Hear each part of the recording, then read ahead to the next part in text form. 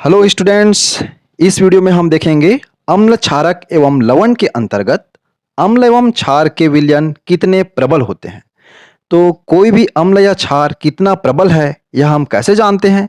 मान लो कोई अम्ल है और उस अम्ल में H प्लस आयन की मात्रा जितनी अधिक होगी तो हम उसे एक प्रबल अम्ल कहेंगे।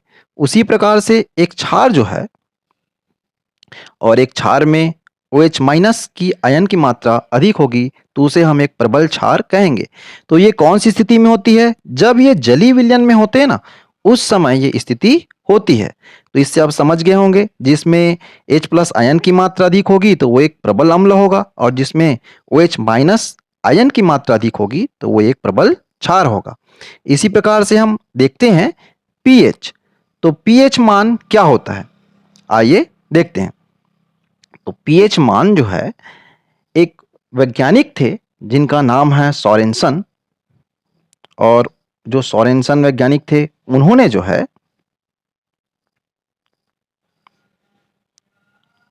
सोरेनसन डेनमार्क के एक वैज्ञानिक थे और उन्होंने 1909 में एक पैमाना बनाया और पैमाना के हिसाब से उन्होंने बताया, अपने पैमाना में उन्होंने 1 से लेकर के 14 तक के मान रखे।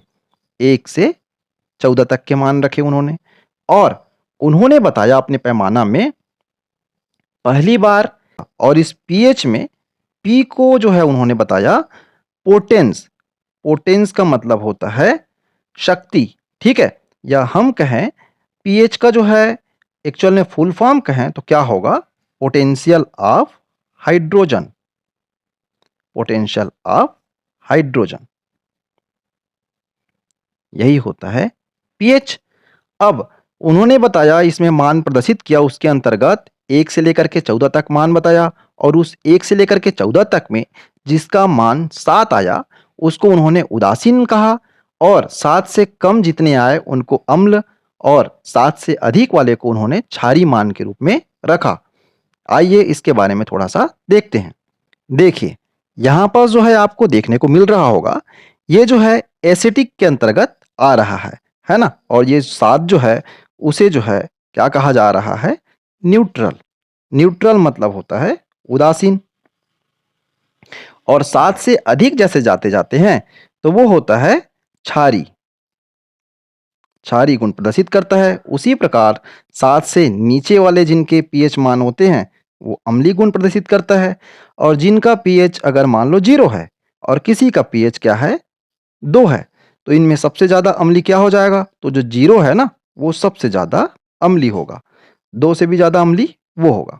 इसी प्रकार से कोई क्षार है जिसका मान है पीएच 12 और किसी का पीएच मान है 8, तो इसमें जो है अधिक क्षारी कौन सा होगा, जिसका मान जो है 12 है वो क्या होगा, अधिक क्षारी। अब आइए और विस्तार से इसके बारे में जानते हैं। देखिए, पीएच के बारे में बताया और पीएच में बताया गया है कि पीएच जो होता है वो क्या होता है, पोटेंशियल ऑफ हाइड्रोजन, मतलब हाइड्रोजन की शक्ति, पोटेंशियल ऑफ हाइड्रोजन। और जिनमें जितना ज़्यादा हाइड्रोजन की आयन होंगे वो क्या होगा, उतना ही अम्लीय होगा, है ना। तो उसी प्रकार से उन्होंने देखा और बताया, जैसे यहाँ पास 0 है, 0 है इसका मतलब यहाँ पास हाइड्रोजन का मान जो होगा 10 का पावर 0 है। उसी प्रकार से दूसरे जगह में 10 के पावर 1 रखा, है ना, -1। उसी प्रकार इसमें रखा 10 के पावर -2। ऐसा ही करते करते उन्होंने लास्ट तक यहाँ पर 10 का पावर -14 मान रखा हुआ है।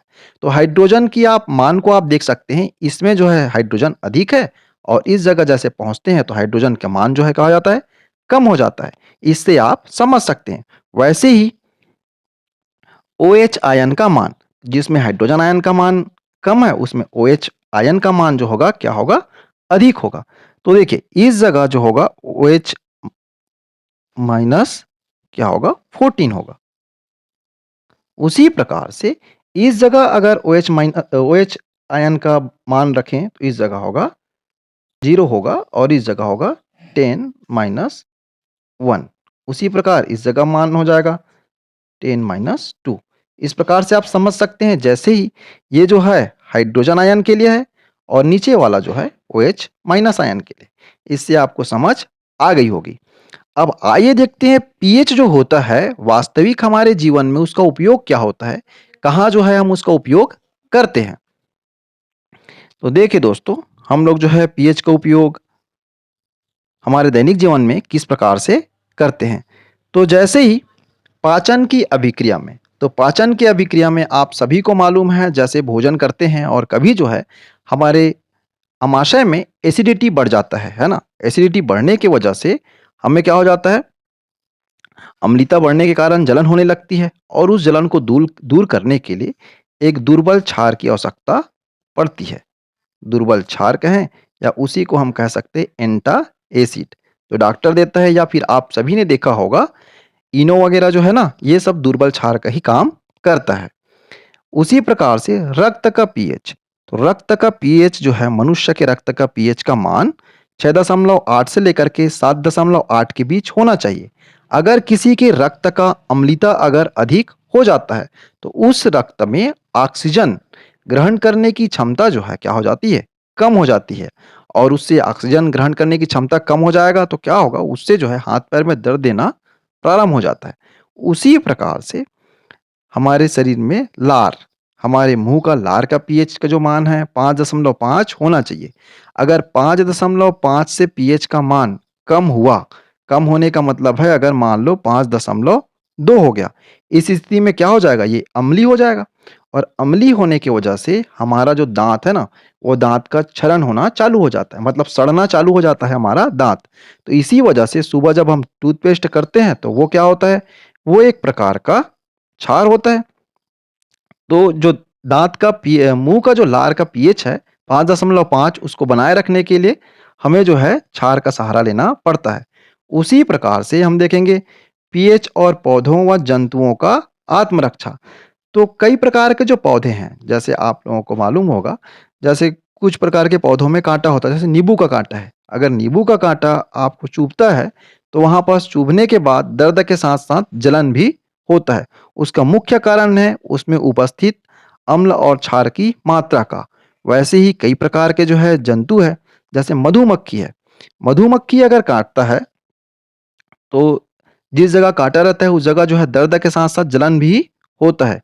क्यों? क्योंकि मधुमक्खी का जो डंक होता है ना, उसमें पाया जाता है अम्ल। और उस अम्ल का जो है तीव्रता को कम करने के लिए जैसे ही हम कपड़ा धोने का सोडा को उस जगह लगाते हैं तो वो जो अम्ल की तीव्रता है वो कम हो जाता है और जलन थोड़ा कम हो जाता है। उसी प्रकार से है मिट्टी का पीएच। मिट्टी के पीएच जो है 5 से 8 के अंतर्गत होना चाहिए। 5 से 8 के अंतर्गत नहीं है तो फसल जो है उससे प्रभावित होता है।